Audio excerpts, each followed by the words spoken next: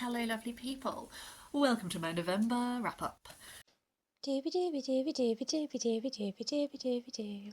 Doobie doobie doobie doobie doobie doobie doobie doobie Sophie vlogs. I'm trying to fit everything into one video this month. Let's see how this goes. I tried to fit in a bunch of non-fiction in honour of Non-Fiction November, and then I've just sort of it feels like a bit of a random assortment of books, is what I'm waffling my way to say. Let's start with Murder in the Crooked House by Soji Shimada, which is translated from the Japanese by Louise Kawai. This is a classic locked room murder mystery. Seiji Shimada is on my radar because there is this genre of murder mystery, I believe it's called Honkaku, which is written so that you, the reader, technically have all of the information that you need to solve the mystery. And there's like a point where it's like, do you know who did it? And I did not know who did it. Well, that's a lie. I suspected who did it. I did not in any way pick up on the clues on how it was done. I understand why this is like a classic of that genre. So you are it's set in Japan, and then you are in this house in a mountain, and this is another one like the God, who's the author? Suji someone covers here the Decagon House murders, the Labyrinth House murders, where there's this element of like architecture, like a house is built in a strange way. This also has that. The Crooked House is full of these like the rich guy who owns it loves like animatronics and like dolls and that kind of thing. So there's already a creepy element there. And then it's called the Crooked House because it's architecturally like it's built slightly inspired by the Leaning Tower of Pisa, so everything is on like a slant. So it has this interesting setting, and then you have this group of people who are gathered there for this event. There is a murder that happens in a locked room, and it snows, and so everyone is stuck there, and then they're trying to investigate, and then like further developments happen.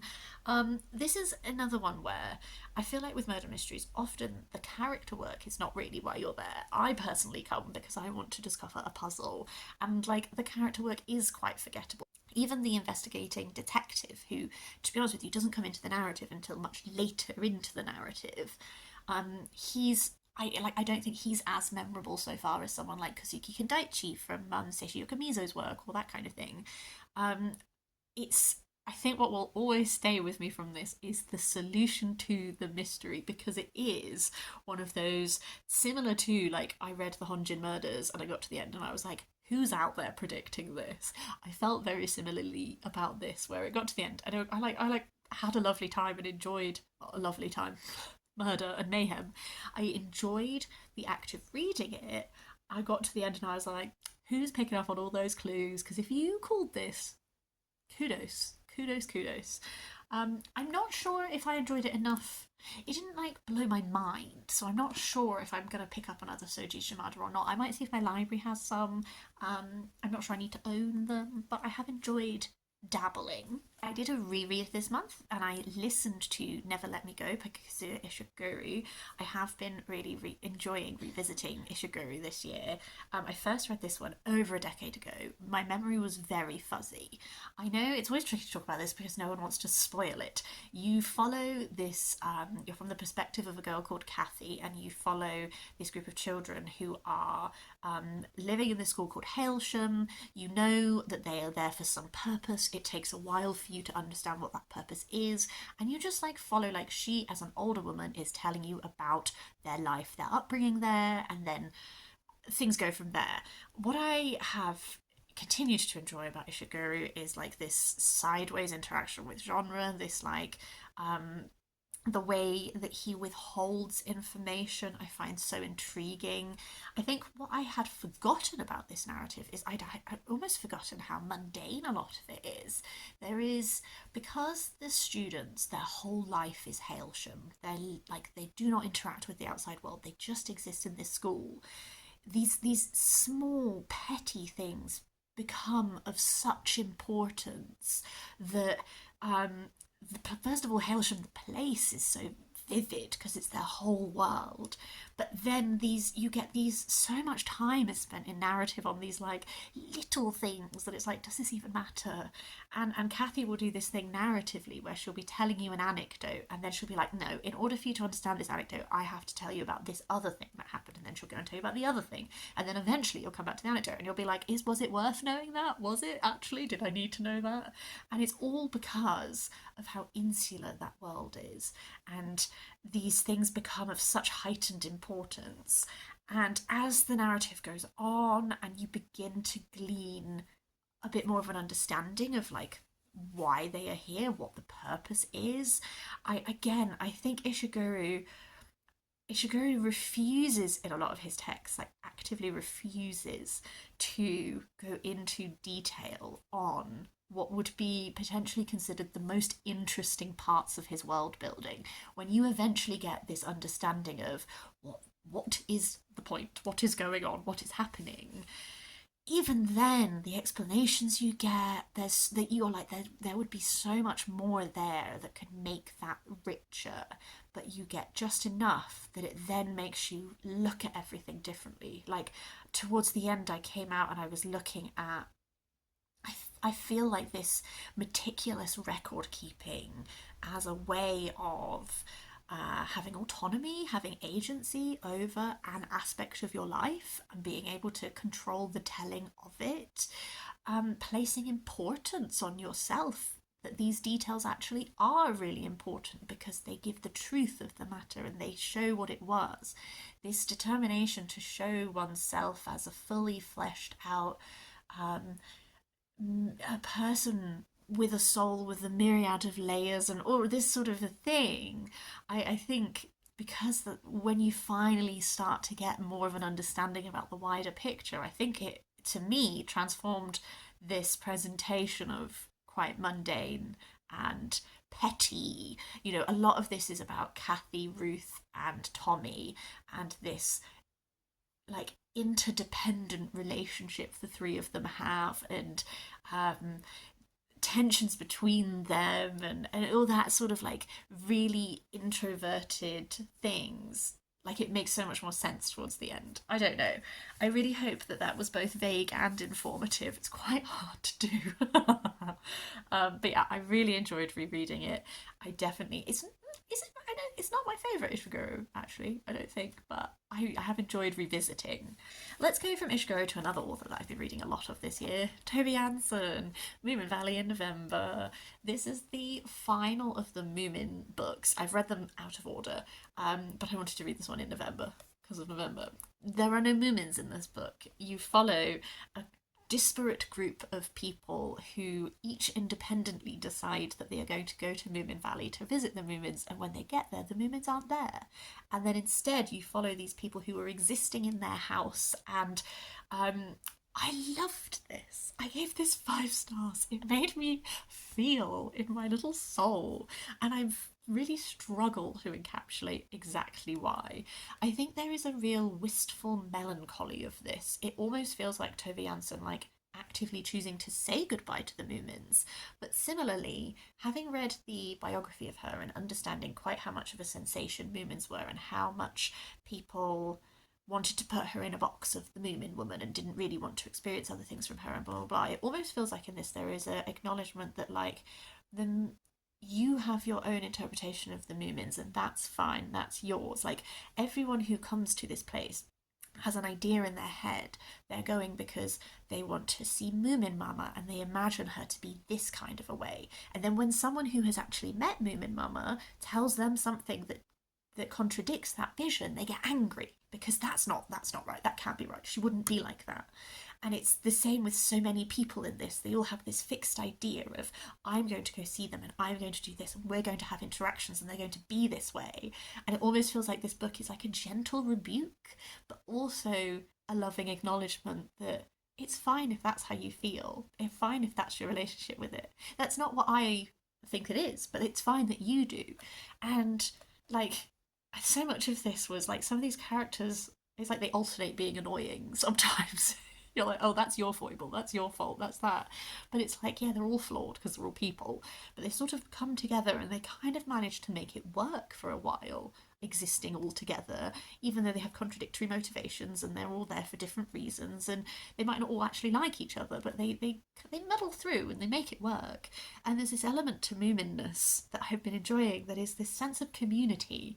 And like, I believe outside of the Moomin world very passionately in like, you don't have to be like the nicest person to deserve like a good standard of living and care. You can be like the oldest, grumpiest person in the world, but like, as your life goes on, I believe that you deserve a certain level of care and to not be abandoned by the system and all that kind of thing. And I kind of get that from these books, which is, you know, maybe reading too much into a sweet, lovely children's book, but just this one in particular tonally felt so different to the others, and I really loved it. Shall we jump into some of my non-fiction? I did a lot of non-fiction for Non-Fiction November and I haven't told you about any of it. I'm going to tell you about 3 audiobooks, one after the other. Let's do it. So I listened to Cloistered, My Life as a Nun by Catherine Coldstream. Catherine Coldstream converted to Catholicism in her early 20s after the passing of her father, and she felt lost and she had this conversion and she decided to become a nun. Carmelite nun? I listened to this right at the beginning of the month. I think it's a Carmelite nun. It might be a different one. I might have got that wrong. And this documents her time being a nun, but also she eventually stopped being a nun because there turned out to be quite a lot of power play and the system might have been a bit corrupt and all this kind of thing. I really enjoyed understanding more about what nuns do. I did Medieval Mystic May this year. I find I'm not religious, I'm not Christian. I find people's relationship with their faith very interesting. I think because I'm not religious, I find I'm really fascinated by the relationship people have with their belief and everything. So I really enjoyed understanding more about what a nun actually does, what that means. I actually was really interested in her as a convert to Catholicism, and I almost wish that there had been a bit more focused on about that, because I was really intrigued by it seemed like her place as a convert had an impact on her experience being a nun, because most of the women there were born and bred in Catholicism, and so it does seem like she had quite a different relationship with her faith, and I was quite interested in that. I think she is quite a bit more naive than I, perhaps, because this realization that she goes on, or like her vision of what being a nun would be in this relationship with Christ and all of that kind of thing, versus the reality of like, actually there's power structures, there's power struggles. Like, I was not as surprised as she to discover that the Catholic Church maybe wasn't entirely run okay. I think the nature of humans is that you will have power struggles in isolated communities, and I just think everything I know about the Catholic Church, I wasn't as shocked that maybe, not everyone by any means, but there was this definite element to where she was at, that was observable to people who were also in the Catholic Church but who were coming in from other places. Like, they observed that this particular nunnery that she was in had this problem. I think what I also found strange was just like, she stayed for so long, and I guess I enjoyed this, but I think what I figured out as I got more into it was, I feel like Catherine Coldstream was so good at explaining her emotions to you. I always felt so rooted in what she was feeling, and she's quite an emotive person, so she has a lot of feelings, but I would never really understand her reasonings sometimes. I don't understand why she stayed so long, despite the fact that she identified the problem quite early on. She stayed for a really long time. She came back to being a nun at one point, and I don't really understand why. That element was where I felt that there was like a lack going. I also listened to Of Thorn and Briar by Paul Lamb. This is a year in the life of a West Country hedgelayer. In case you're wondering if I'm getting more niche with my non-fiction, my dad the other day was like, I'm not buying you niche enough non-fiction, am I? And I was like, well, Dad, Depends how niche you want to go. This is literally just like a year in the life. I am from the West Country, so I really enjoyed like knowing the places that he was going around. I think what drew me to this was this look at this way of life, this job that is not such a big aspect of life as it used to be, and maintaining those old ways of doing things. I really enjoyed learning more about that. I definitely probably actually learned more about hedgelaying than I personally feel the need to know, but that's on me for listening to an entire book about hedgelaying. I'm not going to critique him for that, that's entirely me. I found that really interesting. I didn't feel like the writing of this was as glowing as some other like meditations on this type of thing that I have read before. Like I think maybe for my taste I would have preferred like an extra poeticism of some kind, but actually it was very, very practical, which I think is probably just a reflection of like the man and the lifestyle and that kind of thing. So it was a very interesting glimpse into something that I hope does not fade away completely. Final audiobook listen of the month was Fearless and Free by Josephine Baker, which was actually Josephine Baker, the 1920s dancer, flapper, performer.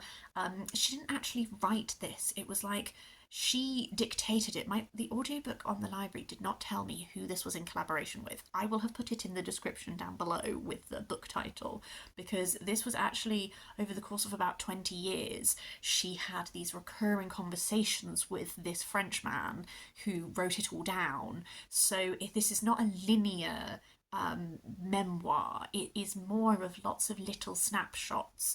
I have to say, I would recommend the audiobook because Jade Wheeler, who did the Josephine narration, was so good. She really captured like the vivacity of Josephine Baker, like her character. I think that there were portions of this narrative that were actually quite mundane in what they were describing, but through the delivery of the audiobook narrator, they felt much more exciting, they felt much more interesting. I had these sections where I was like, to be honest with you, if I was just reading this on a page, this would probably not be as interesting. But just like the character that she brought, really, like I felt like that really enhanced my enjoyment of this.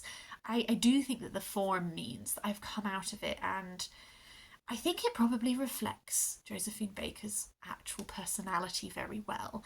Her flitting between anecdotes and her delivery of things, and some of these like repeated ways of like circling around stuff and everything. Like I felt like that did capture her character. And because there's such a breadth of anecdotes here, I guess it did also capture like the diversity of self. What it lacks is I still don't really understand the timeline of Josephine Baker's life. I don't really understand, like, she's like, oh, I left my family and I went to do this. And I'm like, but why? Why did you do that? When did you do that? What was the year? How old were you? I don't know. So I think it captures her essence, which is often perhaps the thing that is hardest to capture. So like woo success in that manner, it did not really capture a lot of like solid facts. There also very much are outdated views in this. There's some anti-Semitism. The approach to travellers is not great. So a word of warning that obviously this is from a different time and there are elements of that present. I think Josephine Baker is a really interesting person who I've never really known that much about. Do I still know that much about her? Not really, but I know the sense of her, and that's good. Let's go back and do two fictions, and then I'll whiz off on non-fiction for the rest of this. Bunker, Stories and Poems from a Nuclear Age, edited by Daniel Cordell and Sarah Jackson. This was a gift from my lovely friend Mark, because there's a Cold War bunker in Nottingham that still exists. A lot of them were decommissioned. This one has not been. And this is written by lots of different people who they went on this trip to see the bunker, and then they have written in response to it. So some of these are poems, some of these are short narratives. There's lots of pictures of what things look like there. I think weirdly I found the introduction one of the most interesting parts of this, because the introduction is really grappling with like, what does visiting this place tell us about like the fears of the time and the vision of the future of the time, and what can we see about our own relationship with our time when we go and look at this place and that kind of thing. I found the introduction really interesting. Different engagements some were much more effective than others for me personally. I think it was really fascinating to see the types of things that people latched onto from their experience. And there's a lot of diversity in this, but there's also like a few things that cropped up like between pieces, and it was interesting to be like, oh, that affected you really latched onto this chair, you were really latched onto these like itineraries, like I don't know, that was quite interesting. And I read on my Kindle Bunny by Mona Awad. I started this in October and carried it through to November. This follows a girl who is at Warren University doing this creative writing degree. In her course there is these group of girls known as the Bunnies who are all like obsessed with each other, and there's very much like a conscious Alice in Wonderland sort of narrative of her falling down the rabbit hole, becoming like a bunny, and they do this like, it all gets very surreal and out there. I feel like everyone has read Bunny by now. I'm not sure if I have anything to really add to the discussion. Interestingly, I feel like I prefer All's Well by Mona Awad because I realise maybe I'm a little bit too grown up for reading this. I think that level of like young person who is lost and who is feeling completely isolated, being drawn into almost this cult, and the way that your boundaries will be pushed, and this like obsession and this all of that sort of thing. Like, I did think it was interesting. I think for me personally, I preferred that All's Well had a more mature narrator. I preferred the Shakespeare aspects to the Alice in Wonderland aspects, which is interesting because when I was younger, Alice in Wonderland was my favourite book. But I guess when people are going a bit bonkers, I quite like that to riff off of Shakespeare. And then also All's Well had like this element of like chronic pain and stuff running through it that I just found really effective. I think Bunny, like, I enjoyed it, but it was one of those, I took a really long time to read it. I would just put it down and I would just feel no motivation to pick it back up. So, like, I think Mona Awad is a good writer. I have no interest in reading the sequel, I don't think, because I don't think I need it from the Bunny's perspectives. Like, I feel like I got everything I wanted out of that book, and I don't feel like I have that much to say about it. So, moving on, 4 non-fictions, and then we're done. A very tiny one, The Democracy of Species by Robin Wall Kimmerer. I had not realised when I bought this that this is excerpts from other works. I thought this was like an essay that she had written for this Penguin Green Earth series. It's actually extracts from other works. So some of this I had read before when I read Braiding Sweetgrass, but I enjoyed revisiting her because I love the way she writes. Robin Wall Kimmerer is from the Citizen Potawatomi Nation, and she brings this approach to the world that is very much rooted in how the nation has engaged with the earth for generations. And I love how she writes. I find she really inspires me to think differently about how I am interacting with the world, because a lot of this was stuff I had read before. I'm not sure, like, I don't have that much to say on it because I have already read it. So we're going to move on.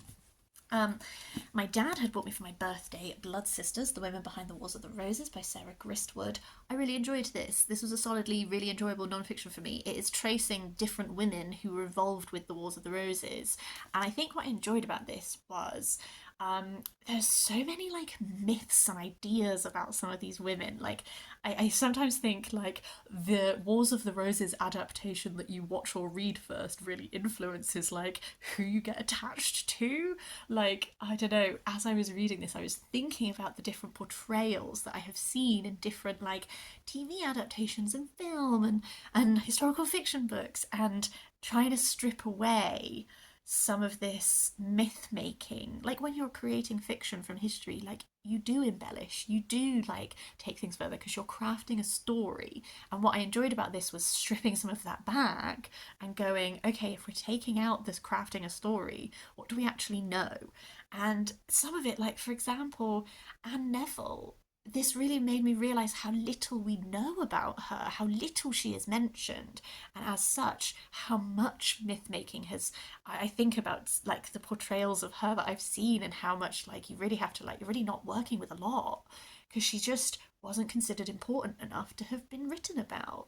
And then you have these other figures like Elizabeth Woodville, who has become so, the Woodville family, this relationship with witchcraft, all of this kind of thing that has been really like built up into fiction narratives. Again, like, what do we have from that? Like, if we take all that out, like, what is there? What's at the heart of it? So I really enjoyed that element of reckoning back to, if we tell this narrative and we explore this time period, what can we say for certain? And how can we say that? And what are we saying that based on, and all that kind of thing. So I really enjoyed this. I had a good time. You tap onto some medieval stuff. I did Early Medieval Art by John Beckwith. This is part of this World of Art series that are like introductions to periods of art. I love the medieval era. I find it very inspiring, like aesthetically. I'm not very well versed on like medieval art. This is specifically looking at the Ottonian period and the style of art that has developed from early Christian and Carolingian sources, and then it goes up to the Romanesque period. One thing that's great about it is it has so many examples throughout of art. So everything that's being described is backed up with like visual support.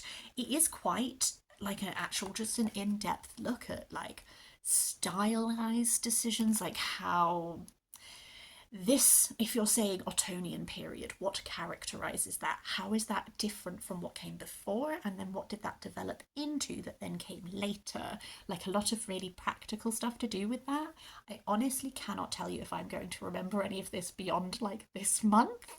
I have enjoyed reading it. I think this is, it's not like, I guess it is more of an academic look. It's not like crazy academic, but like it's definitely like a drier non-fiction to read.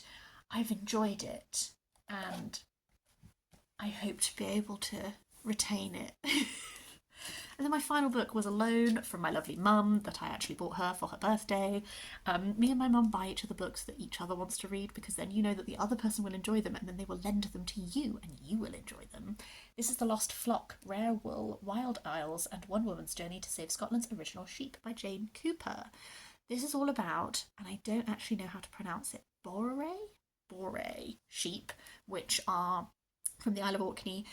Jane Cooper starts this as just someone who enjoys crafting, and then she, through the course of this, realizes this rare type of sheep isn't being like their wool is not being processed. So she just comes from a start point of like liaising with farmers to like this wool that otherwise goes to waste. Like, can we process it? Can we turn it into like limited batch runs? Can we like sell it and give you some extra profit and like get people who are into crafting to understand like the importance of this particular type of sheep? And then it goes into, by the end of this, she has a full flock of sheep. She is living in Orkney. She is like, you know, a person, and she's a shepherd. And you go on that process with her and you get insight into all of this. It goes, I learned so much about sheep. Maybe too much about sheep, but that's on me. So much about sheep. I think I did think that it would be more about like, there would be more of like a craft side of it, but it's actually heavy on the sheep. So like genetics, history, sheep habits, what you do, like how to lamb, like how to make the sheep make lamb, what you then do when they go at birth, like all of this kind of thing. I learned so much about sheep, guys. I'm so impressed by this woman. Like, she really was just like, this is an endangered flock, no more. So she's really like preserving a particular type of sheep, which is great.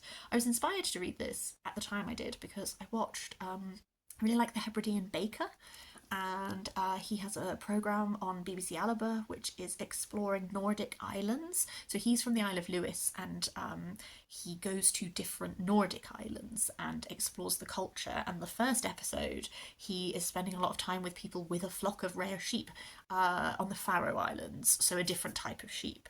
But there was like I watched that first, and some of the interactions they were having about like these sheep and keeping them alive and preserving this way of life made me think that it would be a good time to read this book, and it definitely was. There was like a conversation happening there between them that I'm pleased that I read it at this moment and got to like tie all of those together with a little bow.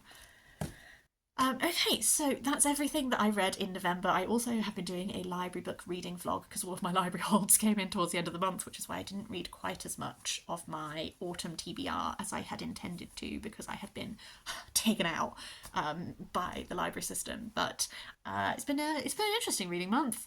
I would love to hear your thoughts on anything that I have read. Please do leave me a comment down below with any thoughts and feelings. But yeah, I hope that you're having a lovely December, and I will see you soon for something different.